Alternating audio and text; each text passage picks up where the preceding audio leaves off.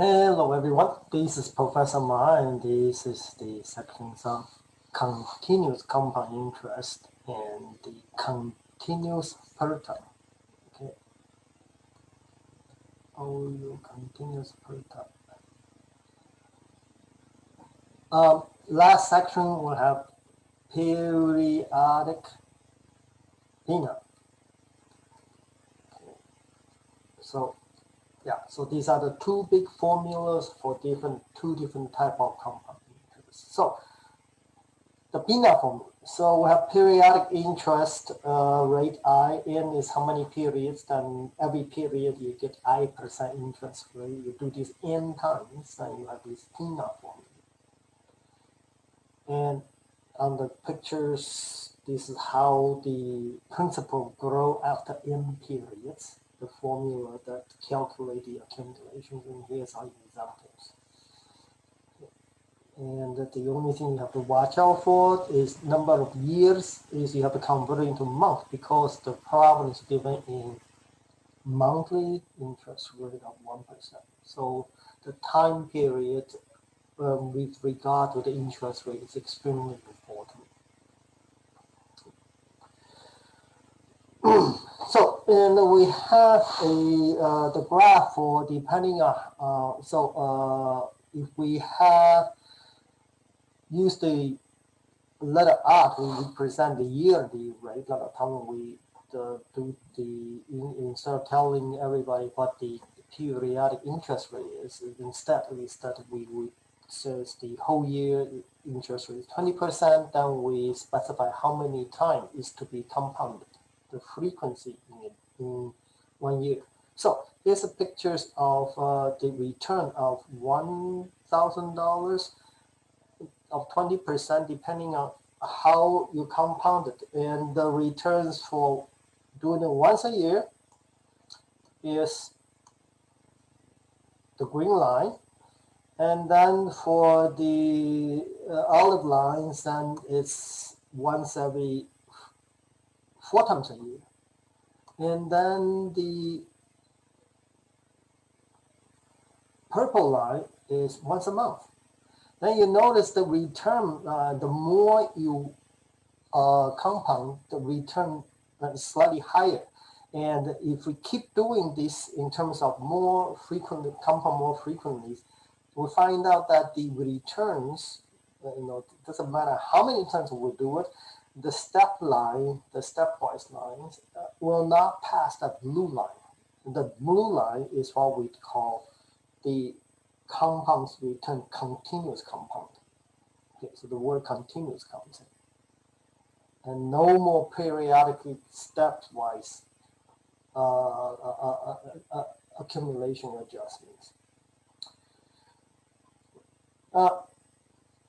So here is examples of actual calculations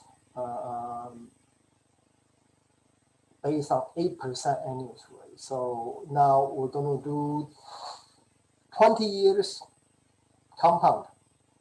But the first one we're going to compound is we're going to compound 100 times a year. That is, we're going to use 8%. We're going to divide 8% by into 100. And each time we do the compound, we use the 1/100th of the 8%. And we're going to do this 100 times, then we get 8% in 1 year. That's the compound rate of 8%, yearly rate of 8% during 100 years. So, and there's the index rate, periodic rate, and then we're going to do it for 2,000 times because 100 times a year for 20 years. And so we plug into the PENA formula, and we get this amount. Then the question asks, how about 1,000 times? How about 10,000 times? So we repeat the same calculations with thousands. Okay, we do a 20,000 periods, and then notice we get slightly more, about $3 more, not even quite.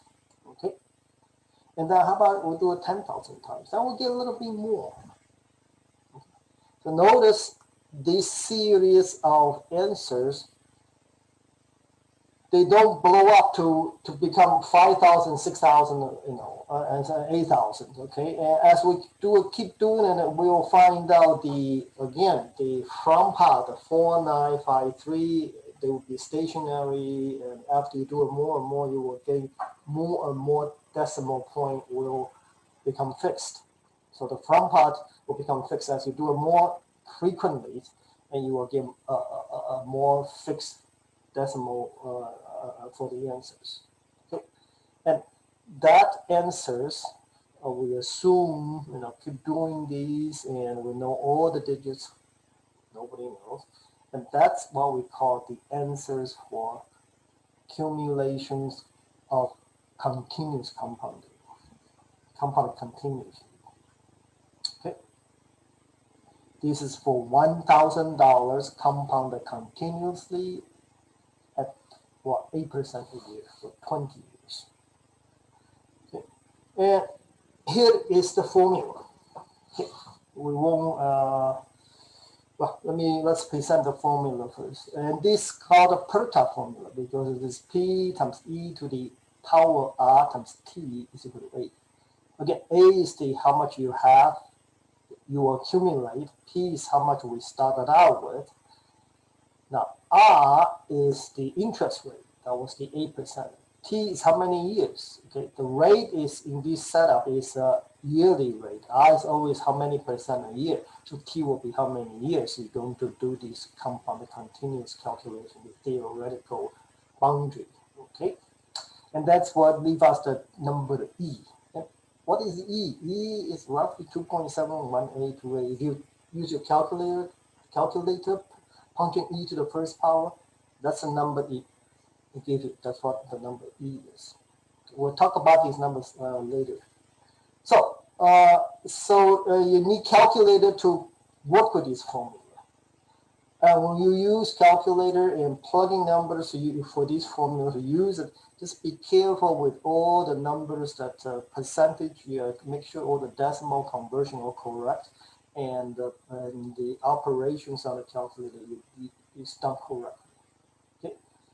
So, compounded continuous compound versus periodic compound. How can you tell? It's stated in the problem. The continuous compound will be stated compounded continuously.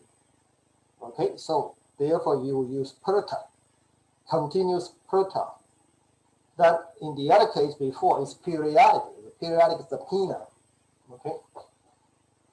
So here is we need the PERTA, and R is 8%. The T is 20 years. Oh, P is $1,000, and put that into the calculator, into the formula, and it punch it in, and that's how much money return you have. What happens if I up the interest rate to 12%? 50, increase the interest rate by 50%. And go through the same calculations, okay? Except now 8% is now it's 12% is 0.12. And notice I get more than double the money back, even though the interest rate only increased by half. What happens if I double the interest rate to 16%? You will see the answer, you almost gain 5 times as much in return if you double the interest rate. So for compound interest, similarly for the periodic PENA formula, compound interest is very sensitive to the rate. The number E. And the number E, and then a lot of pattern. Here's one pattern, okay? And this is basically 1 plus a half square. This is 1 plus a third cube. And this is 1 plus 1/4 to the 4th power, etc., etc. Okay. So if I keep calculate this number, then they become closer and closer to the number E. Another pattern is this is 1 plus 1 divided by 1 times 2 plus 1 divided by 1. See, it's blah, blah, blah, blah. Why are these interesting? Well, it turns out in a lot of calculations, in scientific calculation, this pattern pops out. We do some derivation that has a very, go to infinite procedures, and the pattern of the calculations, and this emerges by itself.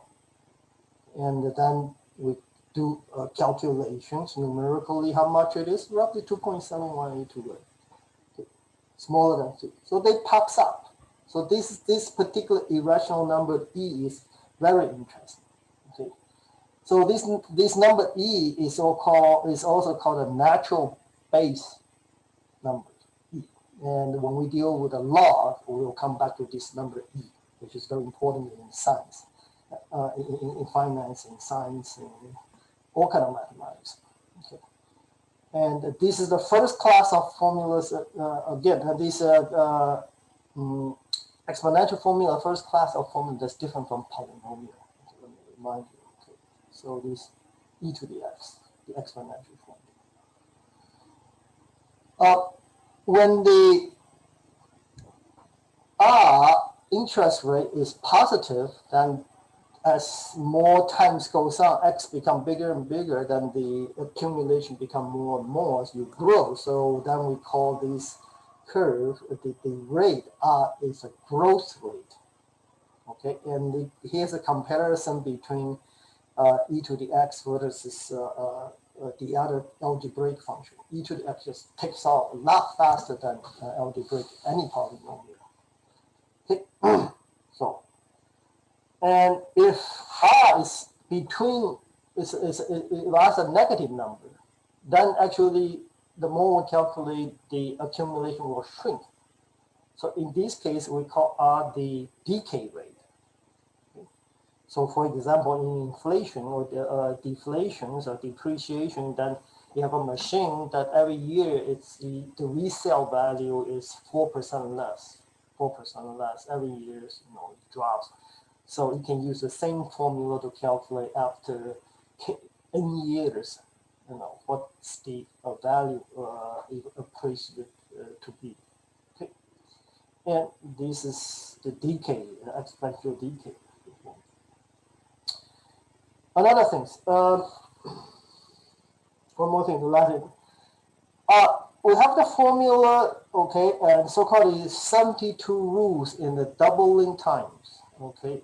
72 is a number, approximate number. R here is the interest rate.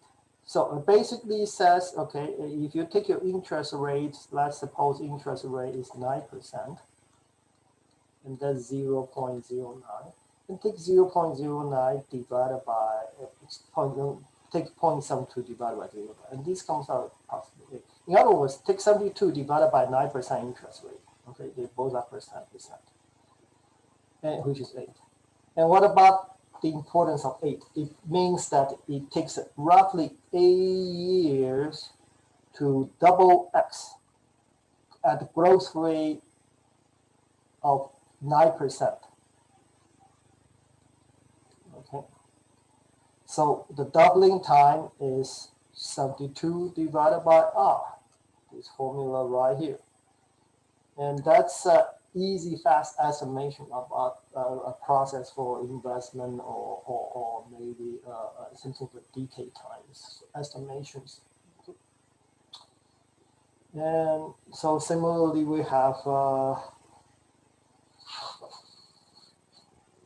we can do similar rules for quadrupling times. It's 144 divided by R, etc.